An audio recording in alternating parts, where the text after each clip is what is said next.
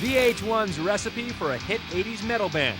Take 1 case of hairspray. Practically a can in each hand. Add enough makeup to make Tammy Faye Baker proud. I was wearing pretty much more makeup than my mom was at the time. And now you've got hair metal. It was the look and sound you couldn't escape. For the bands, it was a dream come true. I remember dropping the phone and just screaming at the top of my What? These days, some are looking back. Well, there's a lot of rock star wannabes out there, and I'm glad to say that I'm a used to be. Most are looking forward. I have a beautiful wife, a beautiful son. And a few are still partying like it's 1989. I did 21 shows in a 24-hour period. From the scary to the sweet. We've got them all on VH1's Where Are They Now? Metal Mania.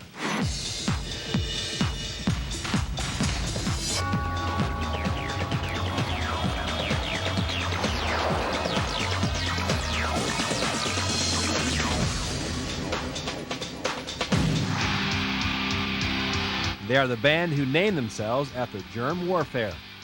They were the guys who moshed when slam dancing was the order of the day. Along with Megadeth and Metallica, Anthrax were one of the first bands to fuse the anger of punk with the crunch of heavy metal. You're anti-social.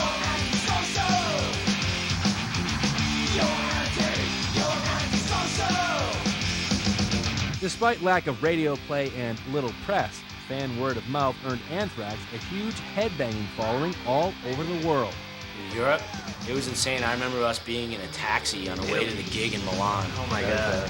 And we're pulling into this parking lot, and there's hundreds of kids started running after the car. They surrounded the car, started rocking it. So finally we got out, and they were ripping our hair and like kissing us.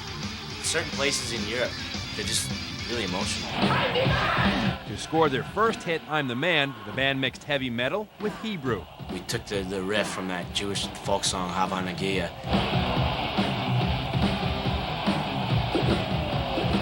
The lyrics for this platinum seller were inspired by the Rodney Dangerfield film, Easy Money. We just love that movie, and Frankie was always yelling that, you know, from that scene. I'm the man, come down. Come down! I'm the man! I'm so bad, I should be in detention. I'm the man! I'm the man! I'm so bad, I should be in detention! I'm the man! In 1991, they launched another unusual collaboration, teaming up with Chuck D and Flava Flav of Public Enemy.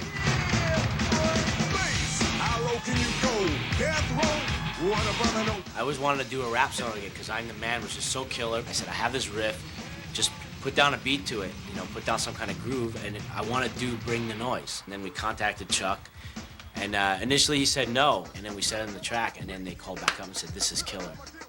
Killer it was. Anthrax received a Grammy nomination for Bring the Noise. Later that year, the two bands broke down musical and racial barriers by touring together. Wicked! In 1992, Anthrax went Hollywood, dropping in on the Bundys on TV's Married with Children. They wrote this script called My Dinner with Anthrax. She called us and said they want you to do it. And I remember dropping the phone and just screaming at the top of my What? Wow. The desolation. It's not totally empty. There's a chia pet in there. That's not a chia pet. That was a meatloaf. The hard-working group was enjoying increasing success, but musically they felt they had hit a wall. The band felt it was time to bid farewell to vocalist Joe Belladonna. I was cool with it, you know. It was sad to say goodbye unwillingly, you know. A lot of people actually thought I quit. I just felt like we needed to move on. It needed to change. It wasn't a personal thing. It wasn't, you know, it wasn't like we hated each other. It wasn't anything like that. For me, it really came down to just where I was at in my head creatively. Anthrax brought in Armored Saints vocalist John Bush as his replacement. I got a chance to start making some money, and that's kind of was an unusual development in my rock and roll career. I was like, wow, I have actually some money, and I could actually go and buy some drinks for everybody.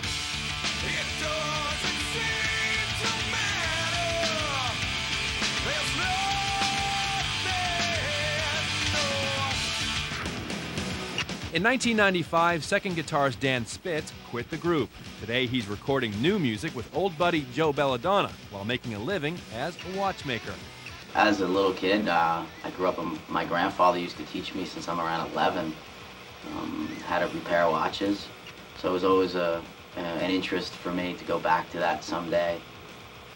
Anthrax found themselves doing the record company shuffle, passing through 2 labels in 2 years.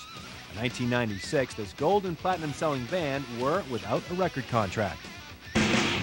So where are Anthrax now? Scott Ian did some time in jail.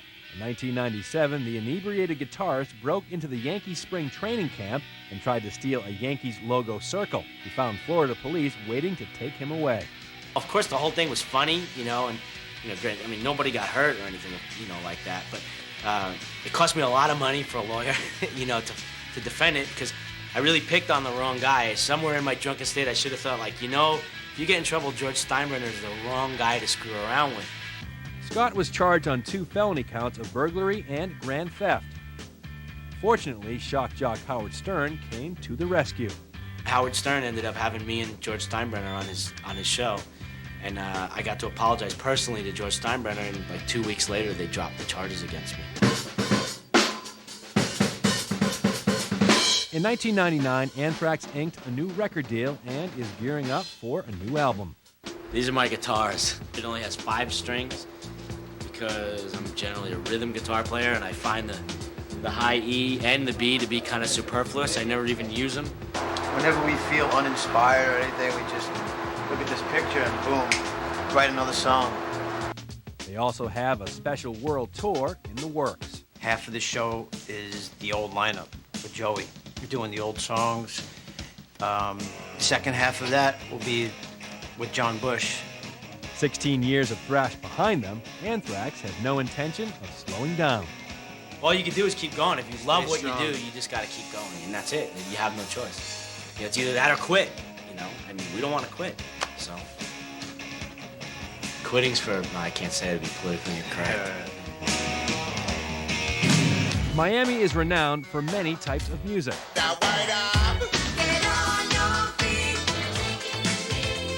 Hard-driving rock and roll is not one of them.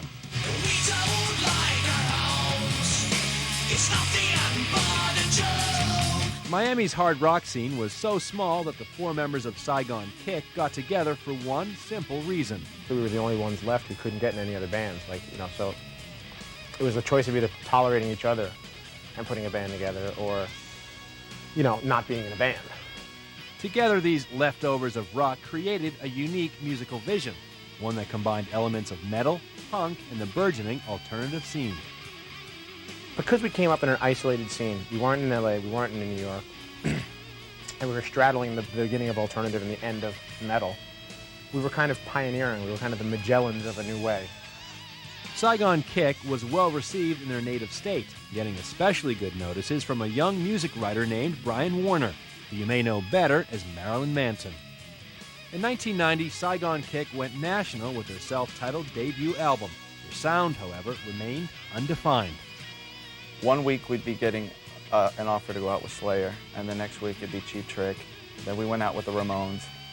The band went to Stockholm to record their second album, The Lizard, which spawned their career-launching hit, Love Is On The Way.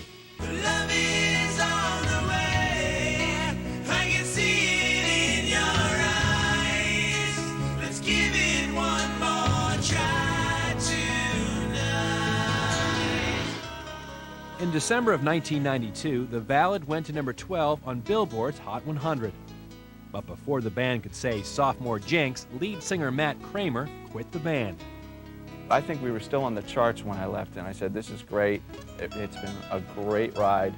Before this gets really bad, before it gets tacky, I'm out. It's no really brilliant story here that's unlike anybody else's. I mean, band gets hit, band decides they don't like to be with each other. Everybody decides they're the next, genius, and everybody goes off in their own area to find out whether they are or not. So where are the guys from Saigon Kick now? Jason Beeler got together with former Extreme bassist Pat Badger and formed a new band, Super Transatlantic. Their song Super Down is featured on the soundtrack to 1999's American Pie.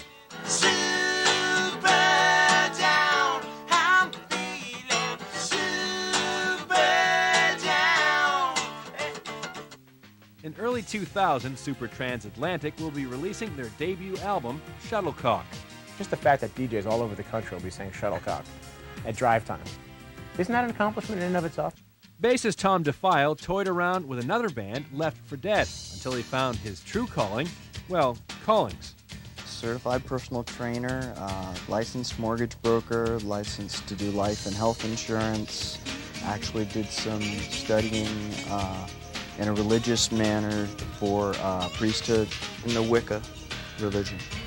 Is that voodoo? No, witchcraft. Is it? Yeah. Oh, a satanic priest. No, it's all about white magic. White magic. Not black magic. He's gonna put a hex on me. No wonder why my foot hasn't been working for the last 3 months. Second bassist Chris McClernand is the president of a cellular communications company and is writing a book about the music industry. As for drummer Phil Varone, he needed to take some time off. I just kind of, quit music in general for about a year and a half or so. So he opened a chicken wing shop in Terre Haute, Indiana. Phil and original Saigon kick singer Matt Kramer have returned to music in a band called Soul Star. I'm the lead singer, Phil's back on drums, and the chemistry's there. It's like getting an old lover back in bed after years. You just know what buttons to push, and he's even cuter. Coming up, Stryper's Michael Sweet says to hell with hairspray. It was Aquanet Extra Super Hold, of course. TRIXTER takes advantage of the land of opportunity. It's the American dream. You can do anything. And you get to have lots and lots of sex. And TUFF make a laundry list for rock and roll stardom. Drugs, liquor, drugs, girls, whatever. Next on VH1's Where Are They Now? Metal Mania.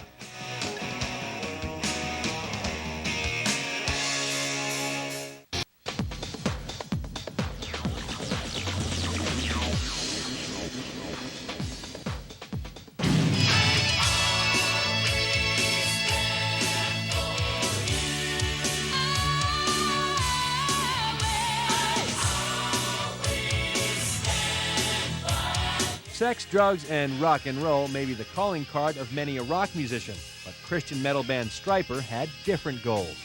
I've made the decision to go out and make a stand for something different, and to run from the temptations instead of run to the temptations. Originally a generic metal outfit called Rock's Regime, the band, brothers Michael and Robert Sweet, Oz Falk and Tim Gaines, became Born Again in 1983 and changed their tune. STRYPER is an acronym for Salvation through redemption, yielding peace, encouragement, and righteousness. And then if you ever saw the name STRYPER, you always saw Isaiah 53:5. By his stripes, his lashings that he took, we are healed. Even a Christian metal band needs an image, and the boys in STRYPER decided that dressing like glam rock bumblebees was just the ticket. We couldn't find anything yellow and black at the time, so we bought white and black and we dyed them yellow. Though STRYPER refrained from the evils of booze and pills, the band shared a vice common among their heavy metal peers: hairspray.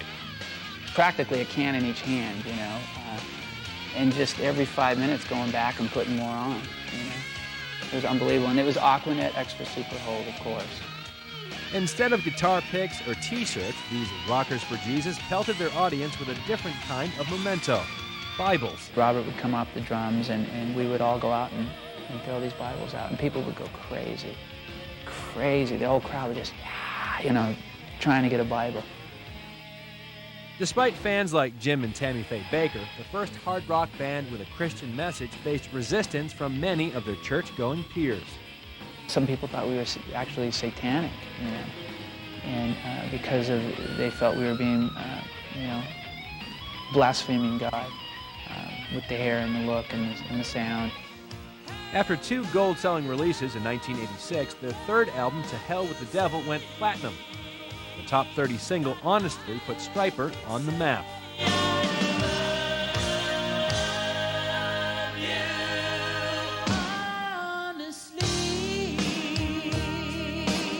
At one point, the video was the most requested on MTV, beating out Poison, Motley Crue, and Bon Jovi.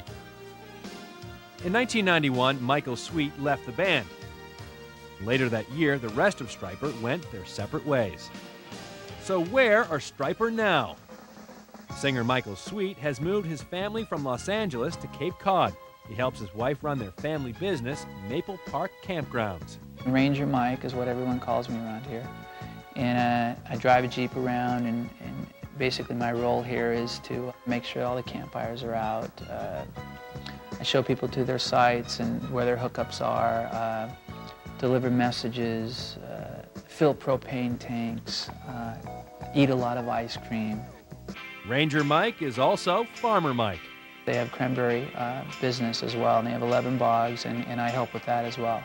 So I put on hip waders and get out in the water, and you go out there and you corral these berries that are floating on the water end, and you use these rakes. That's something else I do. I mow the ball field. The former STRYPER lead singer has not given up music entirely. He just finished recording his third solo album, Truth. The remaining members of STRYPER continue to pursue music. Brother Robert Sweet is working on a solo record. By day, Oz Fox works in an audio equipment distributor.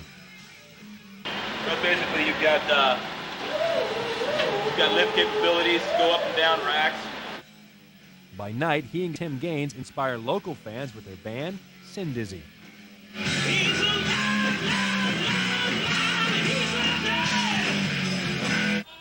Invited to play a reunion gig in Puerto Rico in 1999, STRYPER found out that outside their home turf, they could still pack a stadium.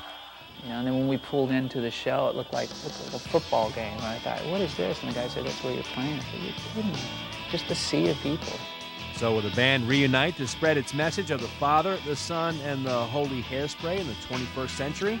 I look back at some of the pictures now, and it's just a riot. You know, I'm in tears because the hair is so big. And it's like, how did we get our hair that big? I would suppose if we ever reunited, it has to be before we all lose our hair, right? One thing's for sure, the former members of STRYPER haven't lost their faith. Jesus will be there for each and every one of you.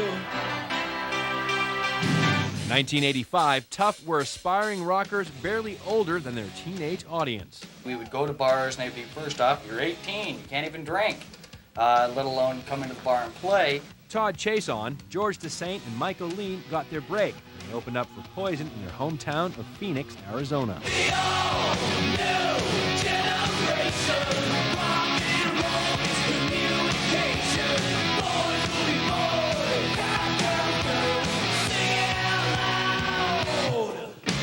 At this point, we had fully glammed ourselves up, and I was wearing pretty much more makeup than my mom was at the time, you know.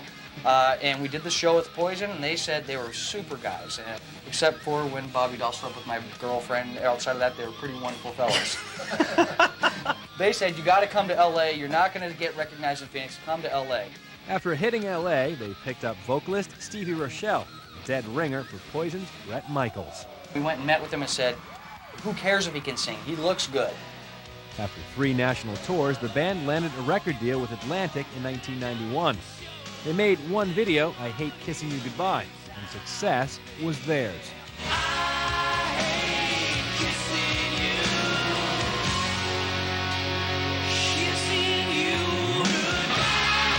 I believe we got it to #3 on MTV's Top Most Wanted. TUFF rode the crest of the pop metal wave. They hung out with Gene Simmons. You're looking up to Kiss, and next thing you know, you're eating popsicles at his house. They indulged their vices. Drugs, liquor, drugs, girls, whatever. Their fun was interrupted when their rental van was robbed and torched in Tennessee. Remember walking through the projects just going, all right, who's got our gear? We're 4 white guys in the middle of the projects in Memphis. We want our gear. They're all wearing our T-shirts, you know. They go, I don't know anything about it. By 1995, it was all over. So where are TUFF now? Drummer Michael Lean is married, has a son, and went into business for himself. He owns the Old New York Bagel Shop in Camarillo, California. The bagel business, full of holes. We own a bagel and deli business, and so far it's gone very well. We're looking to open more stores, hopefully in the near term. Bassist Todd Chason leads a band in LA called Substance D. It's almost like reliving TUFF again, but just without the makeup. Wisconsin native Stevie Rochelle has a Green Bay Packers fan band called CWA, Cheeseheads with Attitude. He's back. Let's hear a cheer. Go, back, go! The green, the gold, the cheese, old Milwaukee beer. They are a hot item at bowling alleys and tailgate parties during football season. When he's not busy in front of a mic, Stevie's busy in front of a camera as a bit player in a variety of movies. And I always get a phone call here and there that somebody goes, hey, I was watching cable and I seen this goofy movie and I was just wondering if this was you.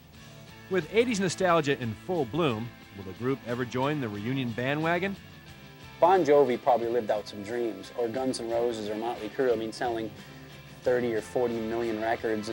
I really don't think that there's ever the possibility of a full-blown TUFF reunion, just because of the fact that, honestly, we weren't that big of a band. Coming up, what made Faster Pussycat's Greg Steele a shut-in? I stayed home for about 3 years and never left the house, basically. Trickster's Mark Scott on life after big hair. Didn't even recognize me. I mean, I lived with the guy for years, on a bus and all over America. Kid didn't even see me. And what heavy metal stud had quite an effect on the Cherry Pie Girl? I haven't dated in 5 years. Want to find out where your favorite artists are now? Write us at VH1's Where Are They Now? 1633 Broadway, 5th floor, New York, New York, 10019. Or email us at vh1.com. AOL keyword VH1.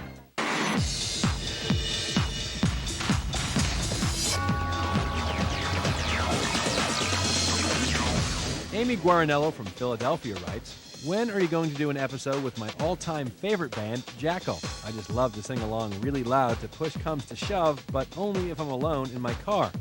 You need to tell me, where are they now? Well, Amy, JACKYL recently made music history. Find out how next on VH1's Where Are They Now? Metal Mania.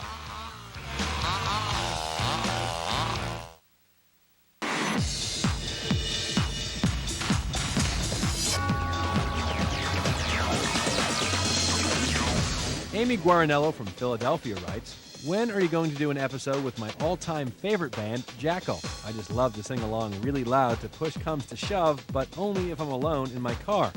You need to tell me, where are they now?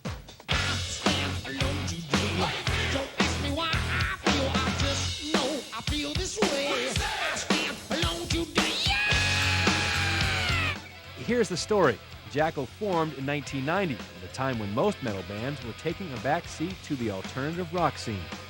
Their 1992 debut album went platinum on the strength of such songs as I Stand Alone and The Lumberjack, in which lead singer Jesse James Dupree made a solo appearance with a chainsaw.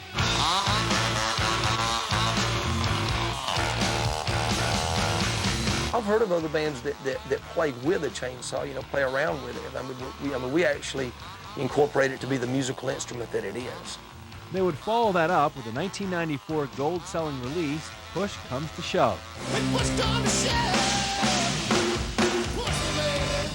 Success continued throughout the mid-90s with their appearance on the platinum-selling Beavis and Butthead Experience and a gold record for the concert album, Woodstock 94. So, where are they now? In the Guinness Book of World Records. In 1998, they set out to break George Thorogood's record of performing 50 shows in 50 days. Upping the ante, they decided to try for 100 shows in 50 days, and their fans were along for the ride. We pull into town at 5 o'clock in the morning. There's, 3,000 people camped out already in this parking lot. Breaking the world record forced them to fudge the rules a bit. Instead of moving to different venues, JACKYL stayed put and just swapped audiences. We actually stopped in Abilene, Texas, and did 21 shows in a 24-hour period. The grueling pace began to take its toll on the band. We had to send out for super glue, and they were, where the strings had made indentions into the calluses and into their fingers. They're filling them with the super glue, and trying to get it dry in time for us to get back out there and play again. But JACKYL persevered, ending their record-breaking tour in Macon, Georgia, home of the Allman Brothers, Little Richard, and Jesse James Dupree. Show number 100 goes to Macon, Georgia, my home state. Gotta love it, gotta love it. The last show, it was you get an understanding of what Jerry Lewis feels like at the end of his telethon. As holders of the New World Performance record, Jesse has some advice for other acts waiting in the wings. If you feel like you the band, and you are the band, and jump on that wagon and ride, Jack. But until then, we are the bull of the woods. Ha! If you will.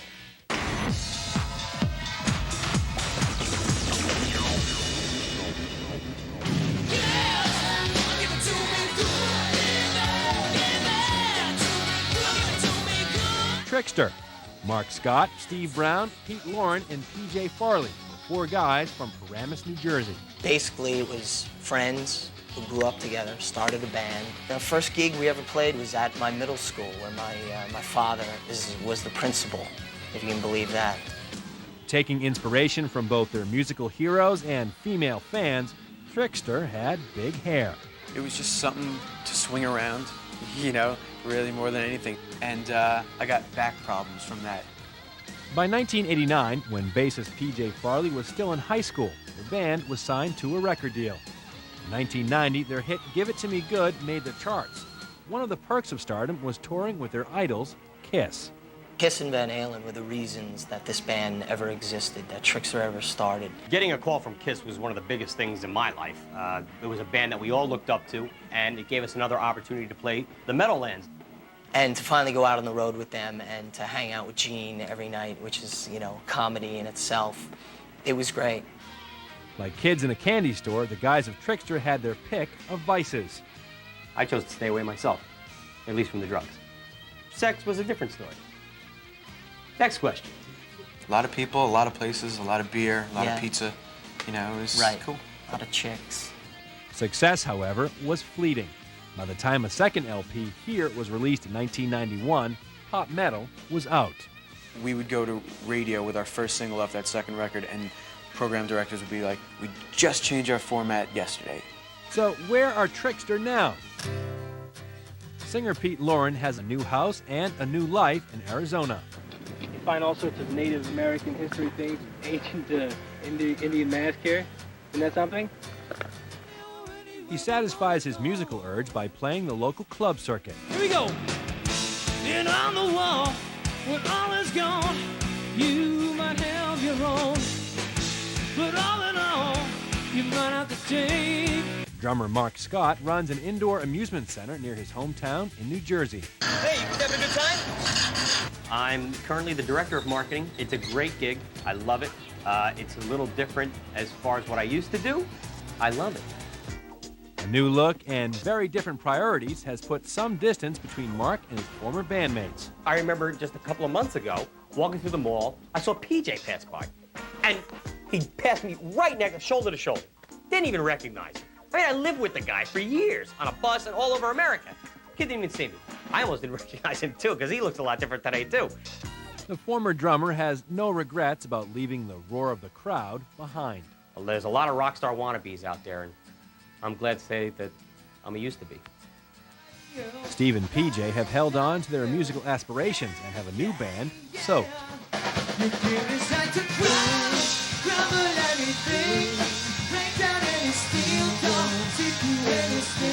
We're just working. We're 2 musicians. This is what we do. We have no options. These longtime friends are happy to have had their ride on the Rock Star Express. It's the American dream. You can do anything. And you get to have lots and lots of sex. Coming up, guitar hero Yngwie Malmsteen gets in trouble with the law. So I go outside in my robe, and somebody comes with a 12-gauge in my face and goes like, "Get on the ground," you know? I'm like, huh? And Faster Pussycat crosses the line. It's kind of freaky. I felt bad about sticking it down my pants.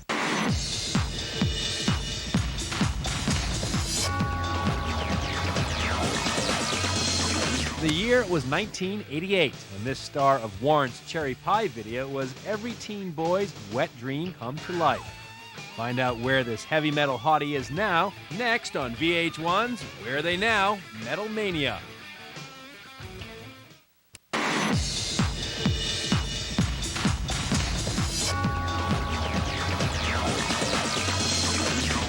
'80s metal was about pretty boys with guitars and the even prettier girls in their videos. She's my cherry pie. Bobby Brown was the most famous video babe of them all. To this day, people will be like, hey, Cherry Pie Girl? Growing up in Baton Rouge, Louisiana, Bobby Brown got her start in local beauty pageants. Miss Teen USA for Louisiana is contestant number 14, Miss Bobby Jean Brown. Before she starred in videos by Warrant and Great White, she hooked up with another big showbiz player, Ed McMahon. I won 13 episodes on Star Search, which was more than any other contestant, which is good, but I lost the final episode. Our TV spokesmodel grand champion is Debbie James.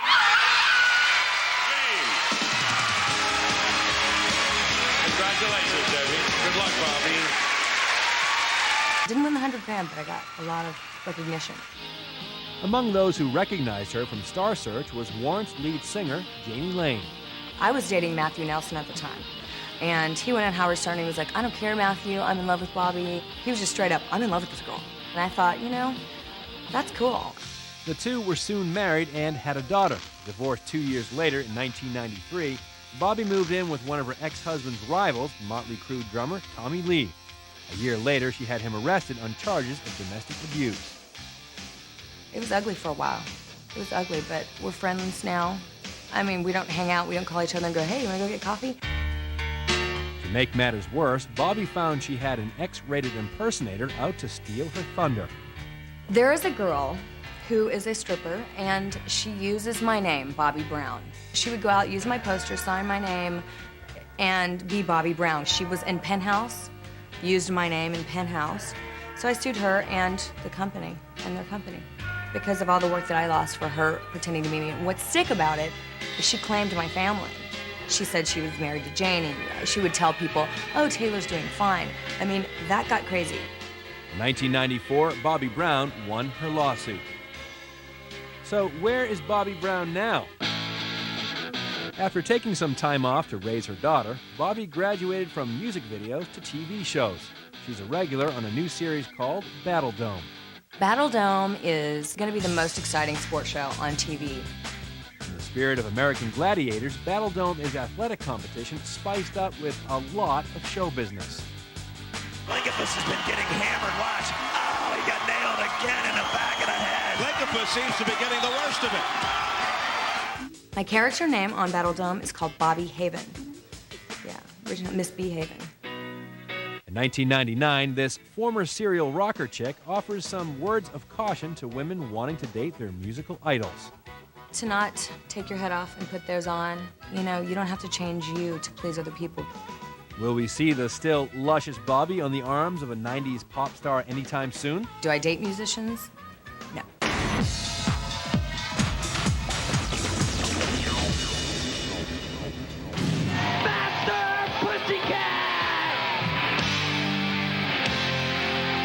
Taking their name from a Russ Meyer B movie, Faster Pussycat sprang onto the LA club scene in 1985.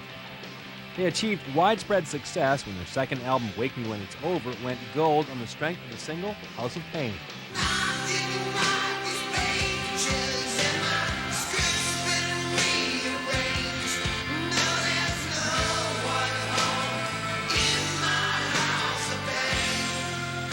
As they climbed the charts, Faster Pussycat hit the road.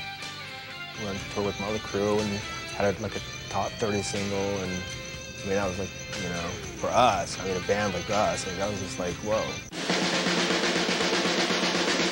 Touring had its ups, downs, and unexpected surprises.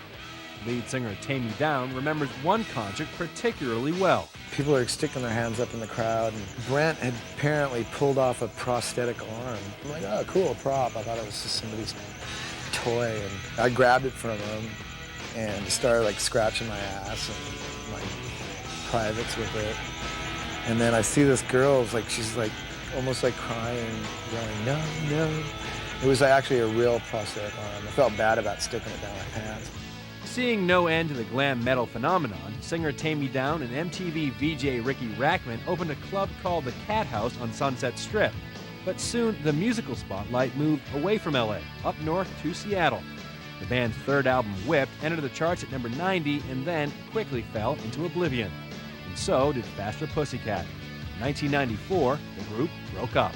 We crumbled and fell apart in the dirt. For guitarist Greg Steele, the breakup of the band was a low point. It's kind of like you got picked up in a tornado, you got spun around for 6 years and dropped down in the same spot that you were in. You're just kind of like, you know, excuse me, shoot, what am I supposed to do now? So where are Faster Pussycat now? Guitarist Greg Steele sank into a 3-year rut.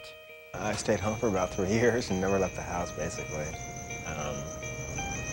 And then I started working. I just had no money. I'm like, I gotta get a job doing something. So this is a new 1999 Faster Pussycat. We'll have a reunion. Everybody looks a little bit different, but... Greg found work as an audio engineer at Fox TV in Los Angeles, but he has not left his musical aspiration behind. The band I have called Zodiac, and it's kind of electronic techno dance type stuff. It's kind of out there. The other members of Faster Pussycat haven't strayed too far from the LA music scene either. Guitarist Brent Muscat and bassist Eric Stacey have joined ex-LA Guns lead singer Philip Lewis in the band Philip Lewis and the Liberators. Singer Tammy Down is co-owner and promoter of Pretty Ugly, a night of glam rock at the LA club The Dragonfly. It's basically a place where people can come see good live bands, hang out, have drinks, and party with it. It's like a once-a-week party. He is also busy with his current musical incarnation, the Newly Deads.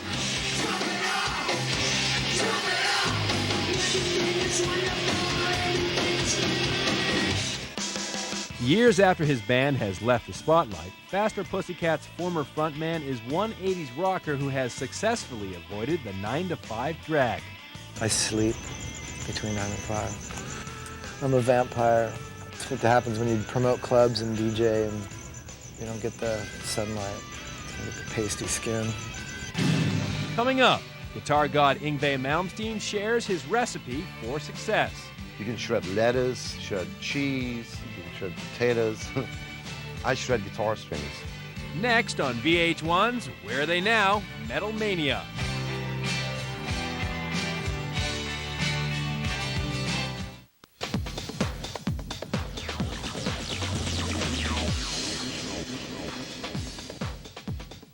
Guitar heroes all have their distinct signature styles, but few are more unique than Sweden's YNGWIE Malmsteen.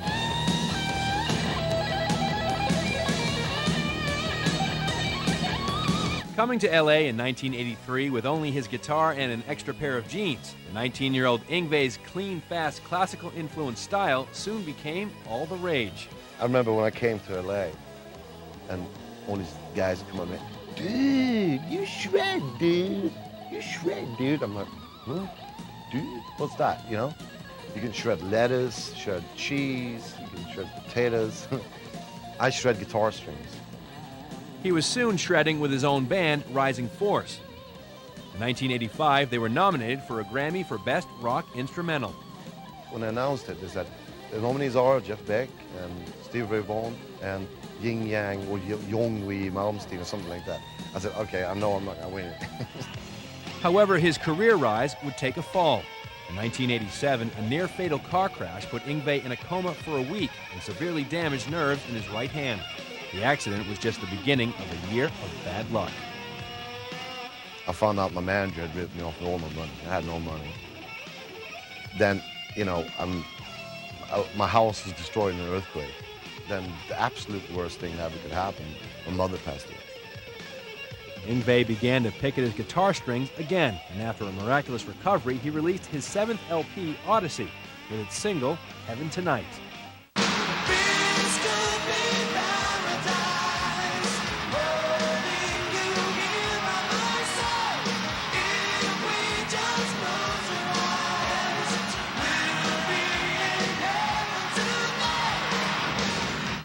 Everything healed. My playing was actually better than before. Career problems were soon compounded by personal troubles. In 1993, his girlfriend's mother had him arrested on charges of kidnapping. She called the cops and she said that I was kidnapping her daughter. So I wake up like, you know, oh, what's going on? You know, like, come out with your hands up, bullhorns and helicopters, and they cut off all the streets, and you know, there's SWAT team climbing on the house, and it's like a movie. So I go outside in my robe and somebody comes with put a 12 gauge in my face and go like, "Get on the ground," you know. It was in the press before, like that. His girlfriend denied the charges and the case was dismissed. So where is Yngwie now? Today, Yngwie is living the good life in Florida with a new wife, a collection of guitars, exotic cars, and other unusual toys. It's made for me. I can actually wear it. He is grooming his son Antonio to follow in his footsteps. Before he was born, I had Fender make him Antonio MALMSTEEN model, since they make my models. It's a little guitar. Yeah. But he prefers the big ones. With 18 rock albums behind him, Yngwie fulfilled a lifelong dream in 1997 by composing a concerto with electric guitar as the lead instrument. I mean, it's nothing rock about it. It's completely, I mean, if you didn't know, if it wasn't electric guitar playing it, you would probably think it was Vivaldi or Bach or something like that. The guitarist has released instructional videos, and his groundbreaking technique has spawned legions of musical wannabes. Hi, welcome to the video. My name is Yngwie MALMSTEEN, J MALMSTEEN by the way, yeah. Okay, this is the fingering for A minor. I find it very kind of frustrating to try to teach because they will say like, "Can you play that slow?" And I go, "Okay, here it is, blah, blah, blah." No, play it slow. That was slow, I think. You do that very slow, it goes. With a 1999 album Alchemy in stores and a tour in the works, the fast-playing, fast-driving Swede is not one to reminisce about the past. I've never felt so content and so happy with how things are going as I do now. You know, I have a beautiful wife, a beautiful son, I have my own recording studio, you know, I mean, things are going really well for me.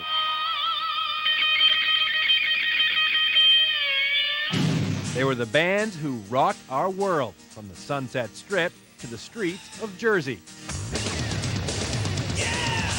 These lanky leather boys thrashed us senseless with a sound strong enough for a man, but a look sweet enough for a woman.